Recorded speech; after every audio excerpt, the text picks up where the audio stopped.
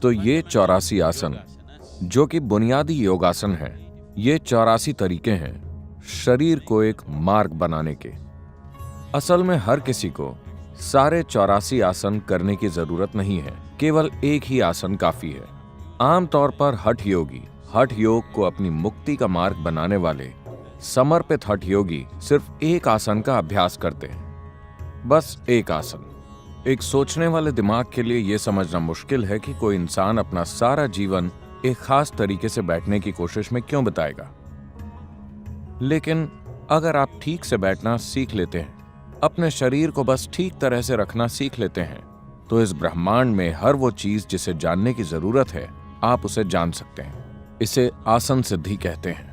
अगर आप किसी आसन में स्थिर होकर आराम से बैठ सकते हैं 2.5 घंटे तक, for 2.5 hours, तब हम कहते हैं कि आपने आसन सिद्धि प्राप्त कर ली है, यानी आप एक खास आसन में पूरी तरह आराम से और सहज हैं। यही आसन सिद्धि है। अगर आप इसे हासिल कर लेते हैं तो आपको जो भी जानने की जरूरत है, आप उसे अपने भीतर से जान सकते हैं।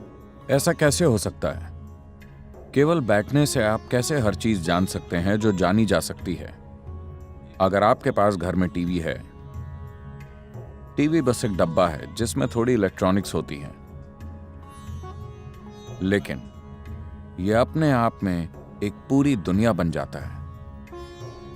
पूरी दुनिया इस जगह पर या इस डब्बे में आ सकती है जिसे हम टेलीविजन कहते हैं, we call it a television, simply because क्योंकि इसमें रिसीविंग का एक तरीका है। अगर आप एंटेना सही तरह से सेट कर दें, अगर इसे ठीक से एडजस्ट कर दें, तो पूरी दुनिया आ जाती है आपके घर में या इस डब्बे में। अगर ठीक से सेट नहीं है तो टीवी वही है, इसमें सब कुछ है, पर वो कुछ नहीं कर सकता। एक इंसान भी ऐसा ही होता है। एक इंसान अभी जो है वो वैसा इसी आधार पर बनता है कि उसने क्या जाना या अनुभव किया है। किसी इंसान ने क्या जाना या अनुभव किया है, सिर्फ उसकी वजह से वो वैसा बन जाता है जैसा वो है। right now you are who you आप अभी जो हैं वो अभी तक के अपने जीवन के अनुभव और बोध के कारण ही हैं। आगे भी आप उसी के मुताबिक बनेंगे जो आप भविष्य में अनुभव करेंगे। आप जो भी जानते या अनुभव करते हैं वही आपको वैसा बनाता है जैसे आप आज हैं। तो योग की पूरी प्रणाली सिर्फ अनुभव या बोध को बढ़ाने में दिलचस्पी रखती है।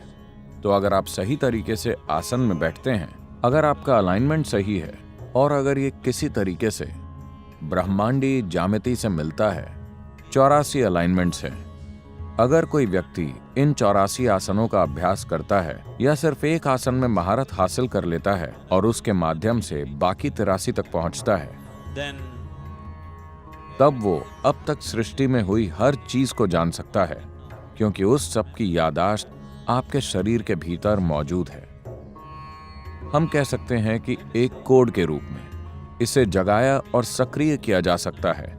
अगर ये आपसे बाहर के दूसरे आयाम को स्पर्श करती है तो आसन शक्तिशाली साधन है।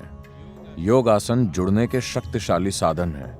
मैं नहीं चाहता कि आप योग के अर्थ को भूलें। योग का मतलब है जुड़ना। जुड़ने का मतलब है कि दो एक हो गए हैं। दो का मतलब इस अस्तित्व में सिर्फ दो ही चीजें हैं, आप और बाकी का अस्तित्व। बाकी की चीजों को आप पहचान सकते हैं ये, वो या वो के रूप में, लेकिन असल में सिर्फ दो ही हैं, आप और बाकी का अस्तित्व। क्योंकि आपके भीतर अनुभव के सिर्फ दो ही आयाम हैं। आप नहीं जानते कि इस ब्रह्मांड में ऊपर और नीचे क्या है। आप नहीं जानते कि आगे और पीछे क्या है। आप कुछ नहीं जानते। ये सब हमने अपनी सुविधा के लिए बना लिया है। अनुभव के आधार पर वास्तविकता सिर्फ इतनी है कि किसी चीज को बाहर कहते हैं और किसी चीज को भीतर कहते हैं। तो अनुभव के ये दो आयाम हैं, भीतरी और बाहरी। so yoga तो योग का मतलब है इन दोनों को मिलाकर एक कर देना, बाहरी और भीतरी, आप और बाकी सब, आप और कोई और। जब आप और कोई और नहीं होता, तब सिर्फ आप और आप होते हैं, तब वो योग है। so asanas are तो आसन इस तक पहुंचने का शारीरिक जरिया है। ये एक शारीरिक साधन है इस परम एकरूपता तक पहुंचने के लिए, क्योंकि शरीर के साथ काम करना सबसे आसान होता है। अगर आप अपने मन के साथ कुछ करने की कोशिश करते हैं तो ये कई तरीके से चालें खेलेगा। At least with the body, कम से कम शरीर के साथ आप इतना तो जानते हैं कि ये ठीक कर रहा है या ठीक नहीं कर रहा है, ये सहयोग कर रहा है या सहयोग नहीं कर रहा है। जबकि अगर मन पर बहुत ज्यादा दबाव डालते हैं तो ये आपके साथ हर तरह की चालें चलेगा। ये आपको हर तरह की चीजों पर यकीन दिला देगा और अगले ही दिन आपको धोखा दे देगा। लेकिन शरीर वैसा नहीं होता। आप इस पर यकीन कर सकते हैं। अगर आप इसके साथ समझदारी से काम करते हैं तो योगासन निश्चित रूप से परम एकरूपता की संभावना की ओर ले जाएंगे।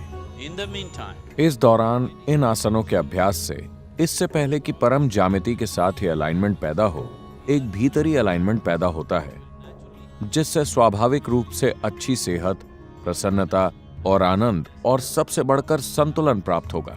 संतुलन को मॉडर्न सोसाइटीज ने अनदेखा किया है और उन्हें आज इसके लिए भारी कीमत चुकानी पड़ रही है। आप चाहे जितने भी होशियार हों, आप चाहे जितने भी काबिल हों या पढ़े लिखे या योग्य हों, अगर आपके पास जरूरी संतुलन नहीं है तो आप सफल नहीं होंगे, अपने जीवन में बहुत आगे तक नहीं जाएंगे।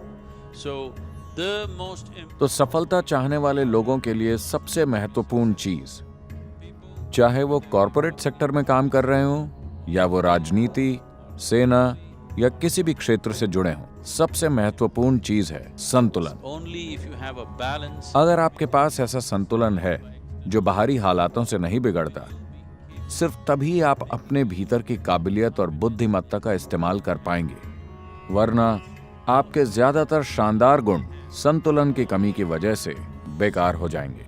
और हठ योग का मतलब है संतुलन। means balance.